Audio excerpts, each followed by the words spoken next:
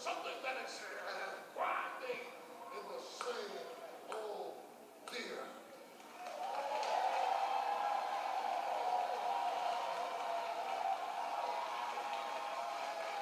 You know,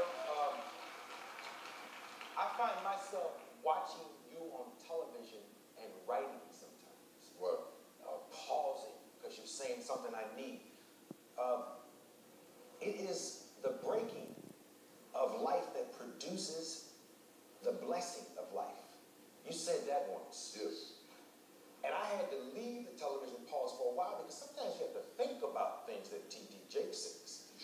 But I have you here. Would you explain that? You know, when Jesus took the 2 fish and 5 loaves of bread, the Bible says he took it, he blessed it, he broke it, and gave it to them. You can't be blessed if you haven't been broken. You can't be blessed if you haven't been broken. And to those persons who are dealing with tremendous pressure being broken by life right now, never give up in the breaking process.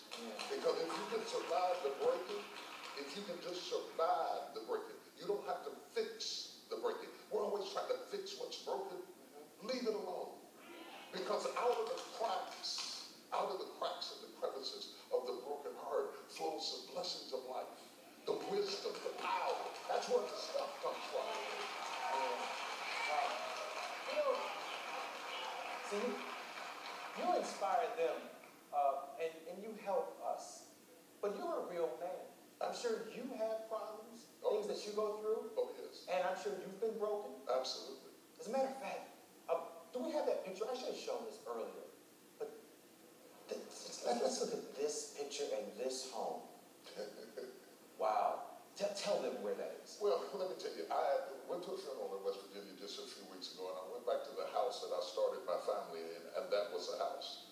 At 26 years old, I had a wife and 2 kids, and one of the 3 utilities on at any given time.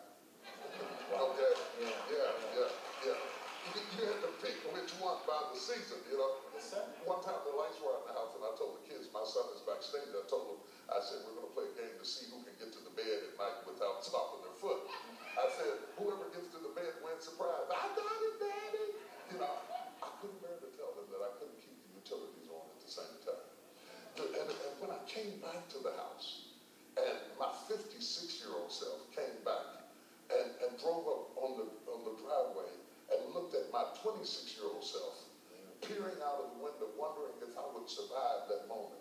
At 56, I wanted to tell my 26-year-old self, you made it.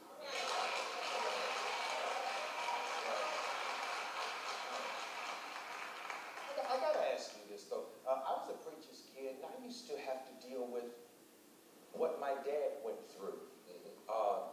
Jealousy and envy in strange ways. Like I remember when the church bought my dad a new car. And I heard all the criticism. You know, in my book, Instincts, I make an illustration between giraffes and turtles. They occupy the same space, but they don't have the world view. The turtle survives on the level that he sees. And the giraffe eats from the top of the trees because that's where his vision is. And both of them can exist in the same spot as long as the giraffe doesn't take the advice of the turtle.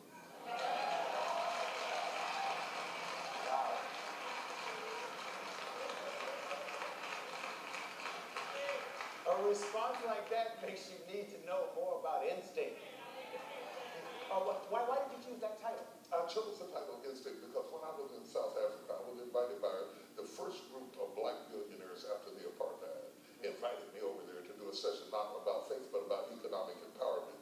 And as I was over there, they invited me to go on a safari. Accompanying me is the zoologist on one side, and sitting on the edge of the Jeep is a Zulu. He said nothing the whole time. The Zulu just was there. And after hours and hours of looking at zebras and lions and all types of hyenas and everything imaginable, we have not seen the elephant yet. The zoologist had described it. He had explained it, but he couldn't find it. So Zulu finally got tired and said, the elephant is over there. Suddenly I realized I was sitting in between intellect in the zoologist and instinct in the Zulu.